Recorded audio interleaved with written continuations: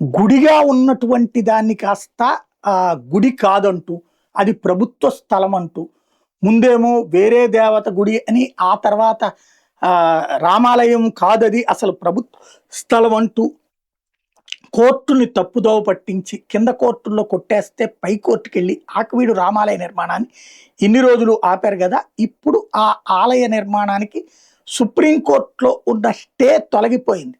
Stay ఎత్తివేస్తూ supreme court నిర్ణయం తీసుకుంది, కొట్టివేసింది. ఏదైతే ఆకివీడులో పబ్లిక్ తరపునంటూ జడ శ్రవణ్ కుమార్ చేసినటువంటి వాదనల్ని తోసిపుచ్చుతూ ఫైనల్గా కొట్టివేయడంతో ఇక ఆకివీడు రామాలయ నిర్మాణం ఏదైతే ప్రజలందరూ విరాళాలు కూడా ఆశించిన దానికంటే ఎక్కువ మొత్తంలోనే ఇచ్చినటువంటి పరిస్థితి, 70 లక్షలు అనుకుంటే కోట్ల రూపాయలు వచ్చేసినటువంటి పరిస్థితి.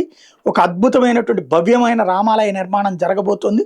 ఏదైతే శిథిలావస్థకి చేర్చినటువంటి చోట ఇవాళ సుప్రీంకోర్టులో కొట్టివేయడం అన్నది కీలక పరిణామం. దీని మీద రఘురామకృష్ణరాజు ఏదైతే ఆ వ్యవహారం మీద మొదటి నుంచి నుంచున్న రఘురామకృష్ణరాజు చెప్తున్నారు. చాలా ప్రతిభగా తన ఆర్గ్యుమెంట్స్ వినిపించాడు.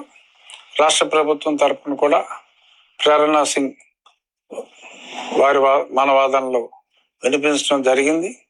అన్ని అనుమతులు సక్రమంగా తీసుకున్న తరువాత అది ప్రభుత్వ స్థలము అని చెప్పి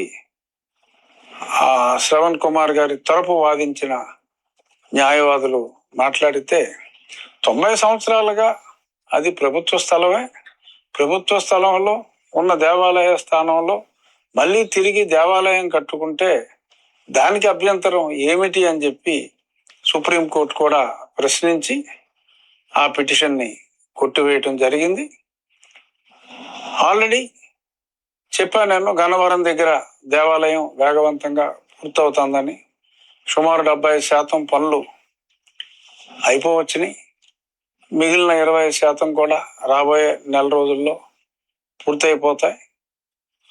ఒక సైట్లో గతంలో ఫౌండేషన్ వర్క్ ఆల్మోస్ట్ పూర్తి చేశాం.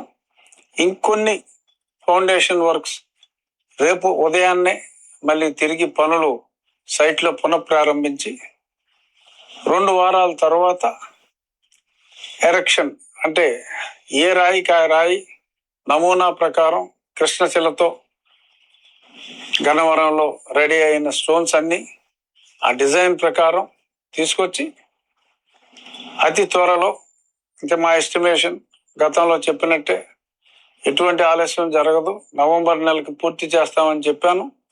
దాని ప్రకారమే ఖచ్చితంగా నవంబర్ నెలాఖరికి పూర్తి చేసే దిశగా అహర్నిశలు రామభక్తుల సహాయంతో దాన్ని పూర్తి చేసి, స్థలం చిన్నదైనప్పటికీ 4 సెంట్ల స్థలమే అయినప్పటికీ సర్వాంగ సుందరంగా ఒక చక్కటి డిజైన్తో ఆ రామాలయాన్ని పూర్తి చేస్తామని చెప్పి అందరికీ చెప్తూ, ఓవరాల్గా ఆలయ నిర్మాణం ఇక త్వరలోనే పూర్తి చేయడానికి రంగం సిద్ధం చేస్తున్నారు.